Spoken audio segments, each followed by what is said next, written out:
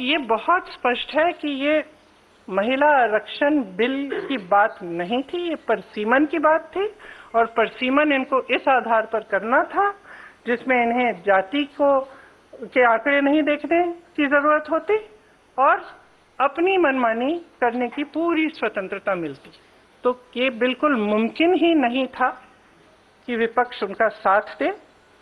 और मैं बहुत खुश हूं कि आप सबने, देश ने देखा कि जब विपक्ष एकजुट हो जाता है तो किस तरह से इनको हराया जाता है।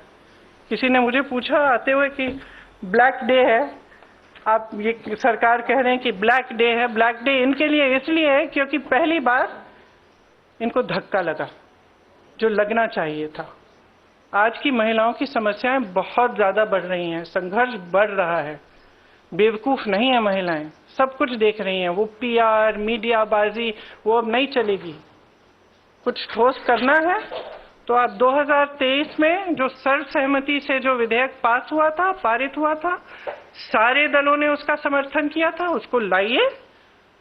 उसमें अगर कुछ एक आध संशोधन करना है छोटा ताकि वो अभी लागू हो सकता है, करिए और उसको अभी लागू करिए। महिलाओं को हक दीजिए, अभी दीजिए, लेकिन उसको आप घुमाकर और दूसरी चीजों के साथ उसको अटैच करके आप गुमराह करने की कोशिश मत करिए। सीधी सी बात है, इसको अभी करिए, हम सब तैयार हैं। अब आप पूछिए।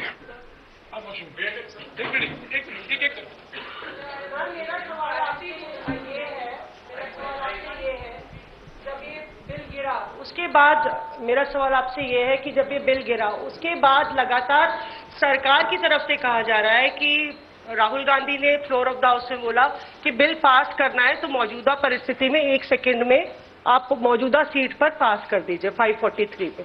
तो क्या विपक्ष उसके लिए तैयार होगा? अभी तो मैंने आपने बोला जो 2023 वाला बिल है, पर अगर मौजूदा सीट 543 है, वही तो है। 2023 का जो विधेयक है उसमें ये था कि इन्हीं सीटों में से आप 33% महिलाओं को देंगे। मैम उसमें लिखा था कि सेंसस के बाद डिलिमिटेशन होगा, उसके बाद तय की जाएगी जो भी सीट होंगी उस पे 1/3 मिलेगा। तो यानी कि सीटें बढ़ती, पर नहीं, 543 में से ही था। तो उसके लिए आप लोग तैयार हैं? हाँ, बिल्कुल तैयार है। जी प्रियंका जी, दो दिनों तक हमने बहस देखी और अब क्रेडिट उधर से भी क्लेम किया जा रहा है, आप लोग भी दावा कर रहे हैं। नहीं, हम क्रेडिट का दावा नहीं कर रहे हैं। सवाल हम आपको इतिहास के बारे में बता रहे हैं। कांग्रेस पार्टी ने 1928 में शुरू की ये बात, और कांग्रेस पार्टी की ही ये बात थी जिस वजह से आज आजादी के पहले दिन से महिलाओं को भारत में वोट डालने का मौका मिला और अधिकार मिला। तो मैम सवाल ये था